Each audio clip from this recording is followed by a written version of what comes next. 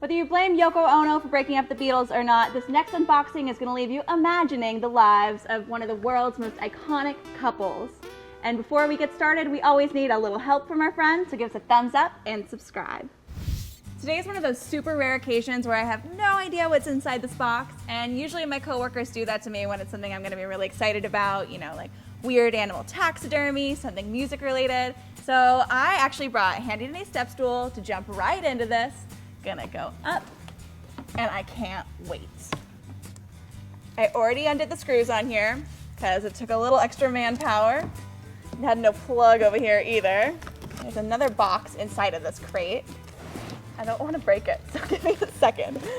It's really heavy and a really odd shape. I still have no idea what this is. Oh, okay.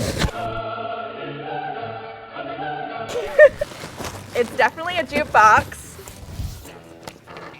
It just seems like a jukebox to me. Except it's John Lennon and Yoko Ono's. Okay, so what we have here is a Type 3W1 coin-operated jukebox. It's chrome-plated, holds 50 songs, but come on, John and Yoko. Like, I don't care what type of jukebox is it. It was owned by John Lennon and Yoko Ono. So it's a tabletop model, and it was thought to actually live on the couple's kitchen table. And I have no idea if they actually picked the songs in here or not, but I am seeing a few Beatles songs, so like, why wouldn't they? And if they did, how amazing is that? It's like a look right into John Lennon and Yoko's mind, their musical taste. It's pretty phenomenal. I told you I was excited about this stuff, sorry. All right, let's see what else is in here. We've got Ray Charles also, and he is the father of soul. He's been blind since age 7, and he uses his hard sole shoes to get around and help navigate instead of with the help of a cane or a seeing eye dog. Patsy Cline. Ooh, okay, so I love Loretta Lynn, Dolly Parton, all those old country gals. Patsy Cline has this really weird death story that she actually saw it coming. She confided in Loretta and Dottie West, saying that she felt this like total sense of impending doom, and started, you know, selling all her personal belongings, making like arrangements for her children. And then lo and behold, she died at the young age of 30 in a plane crash. It's totally bizarre. Tony Bennett. Oh, there's a lot of Tony Bennett in here. He is actually an artist other than a musician. He paints. He paints every single day. The Smithsonian owns 3 of his works in their permanent collection. I think we need to buy one too. I still think it's so silly that there's so many Beatles songs in here. That's awesome though. So when Yoko Ono first met John Lennon, she had no idea that he was in the Beatles. There were good times and the bad, and some of the worst are known as Lennon's Lost Weekend. In 1973, Yoko Ono was like, hey John, I need some space. You're going a little nuts. So she sent him with May Pang, who was her assistant, to go live in Los Angeles and actually date. 18 months later, she calls him up and is like, hey John, I'm ready. He dropped everything, and they got back together. 2 years later, their son, Sean Lennon, was born. And believe it or not, Sean Lennon and John Lennon actually have the same birthday. And even a little weirder, John and Yoko ate the placenta from Sean's birth, which seems a little normal compared to the new trend of placenta bears. If you don't know it, Google it and let me know what you think about it in the comments. John Lennon is known as being a horrible driver. He had several car accidents, but actually, he also owned this super psychedelic and really cool looking Rolls Royce, and he painted it yellow, which is totally scandalous. So besides painting it yellow, he had a double bed in it, a refrigerator, a record player, everything you could ever imagine.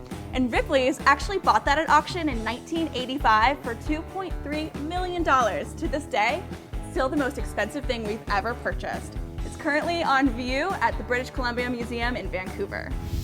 So I have to see if this thing actually works. I'm gonna go grab an extension cord and a quarter, and let's try to take a listen. Found my extension cord, got my quarter, let's do this.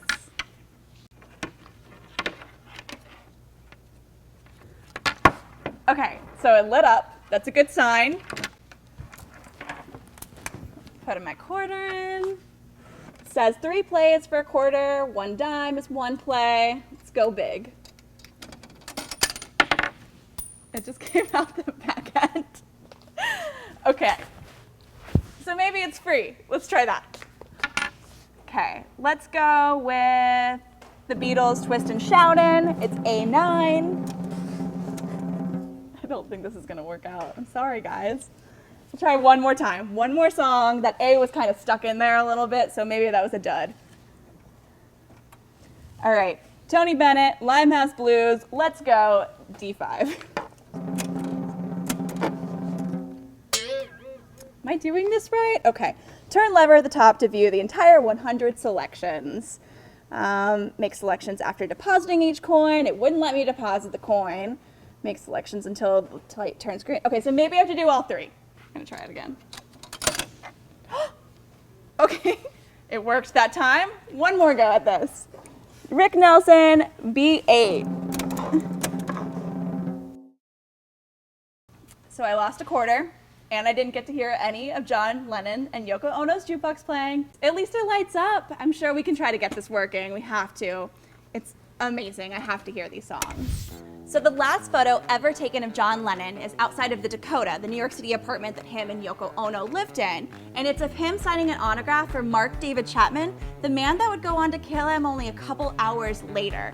Super creepy. So the Dakota has become like kind of this mecca for all the Beatles fans, as well as Strawberry Fields and Central Park right across the street.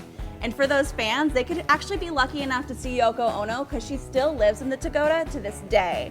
And it's rumored that they actually hid $30,000 in the floorboards of their Dakota apartment. Hey guys, thank you so much for watching that last video. If you want to know why John Lennon's Jukebox wasn't going to work and why it's never going to work, click the card above and you'll find it in our blog. But on to the comments of last week, we found out that you guys either love or hate taxidermy. And I totally get it. Whatever side you're on, half the people in our office will not even touch the stuff, whether it's like a two-headed cow or a regular little duck. It doesn't matter. They will not go near it. I'm gonna stick with my guns. I like it, but thank you for sharing your opinions with us. We also got a pretty great dictionary lesson from Heidi Smith.